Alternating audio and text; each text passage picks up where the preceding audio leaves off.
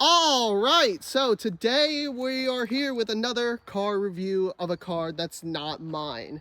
This is a Nissan 350Z convertible, as you can plainly see, and it is quite a nice car. I actually really like these things a lot. I know the VQs get a bad rep for being trombone and stuff, and well, quite frankly, that is a valid point. They do sound a bit like a trombone. But I really love the way these things drive because, man, do they handle great? Do they accelerate really nice? The throttle response is good and all that. And yes, this one does have a fat exhaust on it, so you're going to get the VQ sounds later.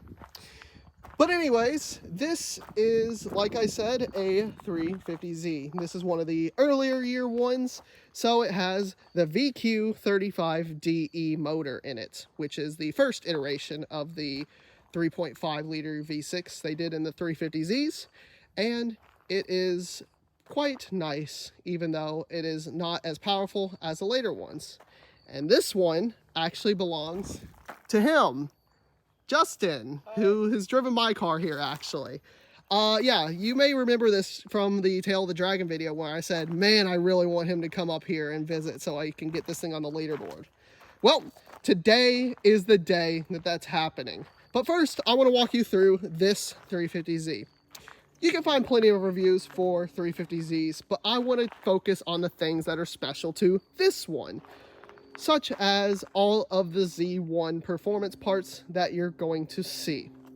This car is modified slightly. It is not very heavily modified, but it does have some modifications. As I showed you, it has the Z1 exhaust, and if we come into the interior, which it's a convertible, so we can just do the shift knob, and you can see over there, you got a wheel set up, the NRG wheel, and the aftermarket cruise control holder, which is funny because he wanted cruise control. Can't blame him. Cruise control's nice. But let's go under the hood and I can show you the rest of the Z1 parts. Alright, got the hood open now, and you can see it actually doesn't look too bad for a VQ under here. Usually it's just this big metal cover exposed and it doesn't look very good, but whoever owned this car previously added this little carbon fiber looking trim to cover it, and it looks pretty nice. But here you can see, got the cold air intake, of course. Got the aftermarket brace here, the strut brace thing there.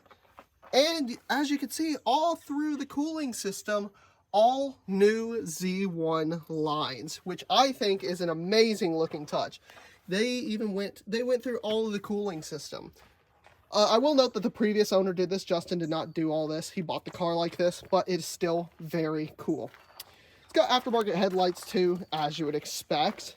And it's got, well, hold on. We even got an aftermarket battery holder. How awesome is that? And back here, custom taillights too, which are interesting looking. I haven't seen these on a 350Z ever, but they're nice. They're pretty nice at night. I don't like how bulbous they are during the day, but at night they look nice actually, so I'll give it a pass. And yes, so that's the modifications of the 350Z. And I actually should mention that this also apparently has aftermarket sway bars, Z1 sway bars, so that's cool too. Better handling and stuff like that. So yeah, that's a bunch of the cool little things. Oh, I see you turn the hazards on so you can see the turn signals. Yes. Got halogens. No, it's the rears you want to look at. The rears I want to look at, apparently. Oh yeah, that's right, because here you got sequentials, which actually look really cool at night, I gotta admit. And of course, you got blacked out badges and stuff. Ignore the paint damage. That's this car, as you can imagine, it was cheap, and it's a flood title, but it only had 75,000 miles. So I can overlook all that. Yeah. Also, this is not the daily. This is yes. This is very much the fun car, much like that's my not daily and fun car. But yeah, it's pretty cool. So let's hop into the interior now and look around this 350Z. You can see the Z there on the sill. Looks good. The hazard button is where? It's right here. Cool. So once we're in the 350Z, you're greeted with the steering wheel, of course, which I'm told is a lot better than the stock one because Justin likes to have the wheel closer to him. And in the stock 350Z, you cannot move the wheel at all. So this one just sits a lot closer than the stock one. I've driven a stock 350Z before, and yes, I can indeed agree that the normal wheel does sit a bit further back. But this one is actually a pretty nice feeling wheel. And yeah, it actually does what it needs to do pretty well. You can also see the big old screen in here. That's pretty cool. He likes oversized screens that don't fit properly into the little hole here. So he always gets oversized screens. And yeah, it's pretty cool looking in here. And yeah, of course, we got to hear the exhaust note. So let's go do that.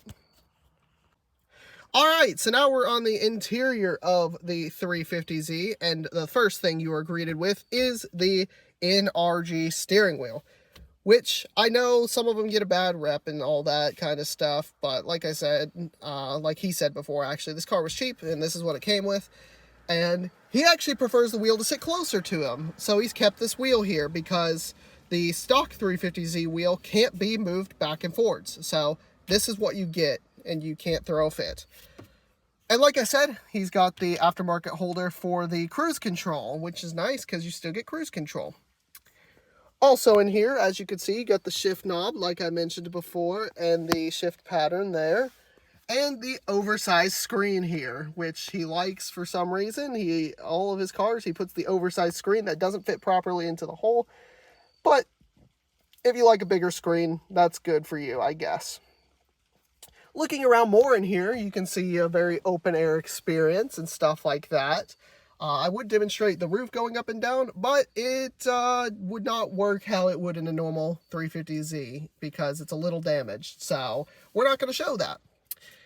Also, you can see here the gauges and stuff. They look very nice, very orange and stuff. Remind me of old Nissan. And yeah, pretty nice to look at. And down here, you can see 3 pedals. Isn't that awesome? 1, 2, and 3. Love 3 pedals because we love a manual. You can also see we have leather seats in here that are heated right there and power operated. So that's pretty cool. And that's really about it on the interior stuff. I mean, you got some storage back there too, but no one cares about that in this car. You just want to go fast and have fun. And that's what we're here to do.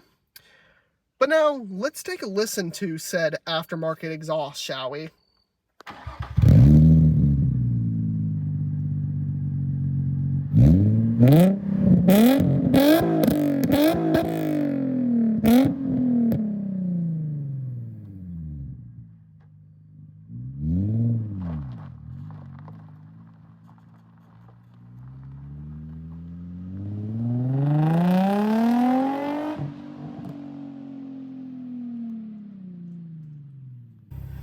Alright, well, hopefully you enjoyed that. I know not everyone's a fan of that VQ sound, but, you know, I think it sounds okay, actually, so I'm including that. But now, let's take this thing for a drive. Alright, so now we are driving the 350Z, and man, I love driving this thing, actually. It's so much fun. You know, I actually considered getting a 350Z as my next car when I sold the A7. I just wanted to go with something a little newer than a 350Z, honestly, because old cars are great and stuff. I have one that's much older than this, but I didn't want that as my daily driver, so instead I get to enjoy Justin's.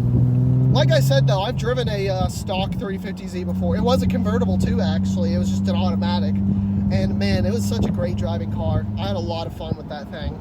But Justin bought this one for very cheap. You heard the story, and I mean, I really couldn't have agreed with him more, because it's such a cool car, and it's really like, it's such a great driving car. It really is, because I've been driving it for a bit now, and I've got to feel it out and stuff like that. He actually let me drive it when he initially got it too, which was really cool. But yeah, the clutch feels very good. I'm pretty sure it has a short shifter on it because you saw the positioning of the actual gear lever and the shift boot, and it's pretty small. So I think it might have a short shifter in it. And that feels really good, obviously. So yeah, just been enjoying that. Also, the handling in this car is very, very good, and it's just what you would expect out of a car that's like this. It's very enjoyable. But yeah, I mean, this car, even with its few issues that it does have cosmetically and just other things, it's still like just a driver's car, and it feels so good to drive. And of course, now we're coming up to the fun part where we get to take it and put it on the leaderboard, which if it doesn't do well, it's my fault for not knowing how to drive because it's manual. All right, let's see here. Boom, that button. AC off. Yes. And we're gonna do what we always do, which is not stall. Roll out slowly, straighten and go.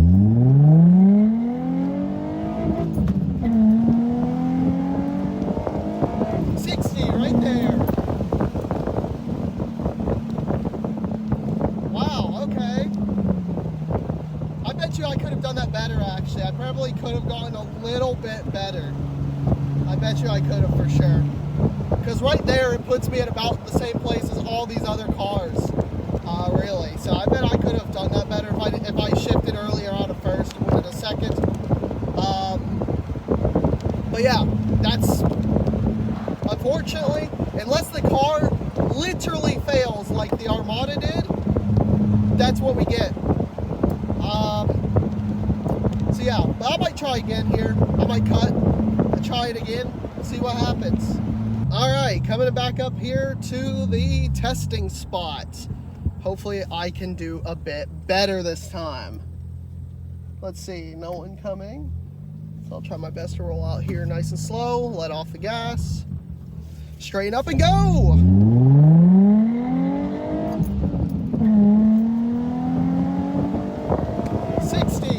Right there. Wow, that's awesome actually. You hit 60 right at the top of second. That's actually pretty cool. So that I know for sure actually beats all that big group of cars. That for sure beats it. I don't think it gets quite to the Armada, but it certainly beats the big group of cars that, you know, is all bundled up. So that's cool.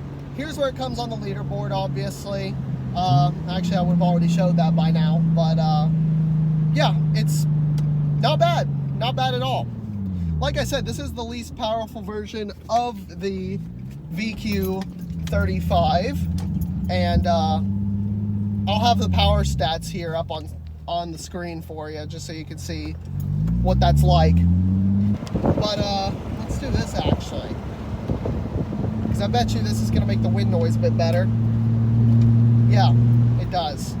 So sorry if you couldn't hear me before, but yeah, this car's acceleration, obviously it's not the fastest thing in the world, but it is still very smooth, and the throttle response is great in these cars. It really is. It's among some of the best I've felt. And of course, you get that being naturally aspirated, and even though people like to hate on the VQ motor, they're really good everywhere else except for sound. They've got a great power band, the power delivery is really good, they rev really high, and they feel really smooth. And that's of course due to the firing order and stuff like that, which, fun fact, the firing order on a VQ motor is, I kid you not, 1, 2, 3, 4, 5, 6. That is the firing order on the VQ35DE. It's really cool. But yeah, of course, like I said, other than the sound, this is such a solid motor, and I really do like these cars a lot. I just hate the reputation they have for their owners being awful people, and the reputation of being a trombone, which unfortunately that one's more true than not. But yeah, the owners being all just terrible people and just take over people. It's just like, come on. Now I can't even enjoy the car without people thinking I'm one of the takeover people, which is annoying. But that doesn't stop me from enjoying it, because I really do just like cars in general. I'm not a hater. I like cars a lot. As much as I go around during the Chicago Auto Show and make fun of all the cars, in reality, I actually like most of them, even if I make fun of them. I just make fun of them because it's fun to poke fun at things sometimes. So yeah, that's been pretty fun. And yeah, it's really a smooth car, like I said. Even with the exhaust on it and the various modifications, it still drives nice and smooth. And if you want to just chill out and take it easy, you can. And with the roof up, you don't get the same experience with the roof up, of course, because it is very much more closed in. But I'll tell you what, with the roof down, it's so nice. And I know a lot of people aren't a fan of convertibles and whatever, but I really love convertibles. I always have. And this is a perfect example of one. It really is, in my book, because you just get so much experience, and that's really what I like in a car. Is I like experience. It's why I like my Honda so much and my Infiniti, because they provide a great experience, and so does this car. So in my book, honestly, this is one of my favorite cars I've ever had on the channel. It really is, because it really is my kind of car. It's a fun little two-door car, convertible, with a nice color, 6-speed manual, and it's just so awesome to use. And yeah, that's pretty much all I got to say about that. This car has been an absolute joy to have on the channel, like I've just mentioned. And yeah, I hope to get more cars like this on the channel just to talk about. And I do like the unique modifications to this car and stuff as well. Like you saw, it has so many Z1 parts. The entire cooling system has been redone in Z1 parts. So it's nice. It's actually pretty nice. And yeah, someone's put some time into this thing. And I know Justin's just going to put more time into it. Because it's a little bit of a project still. It was cheap, but it can be a great car. I know that. That's about it, guys. This has been a wonderful car. I liked it a lot. And think about getting one, honestly, because the modding potential is pretty good on them. And they're cool little cars. They really are. Anyways, guys, hope you enjoyed the video. If you did, be sure to like, comment, and subscribe, because I got another cool video coming out next week. And I will see you guys then. See ya! Oh, here he goes. He's gonna do some dumb shit, I guarantee it.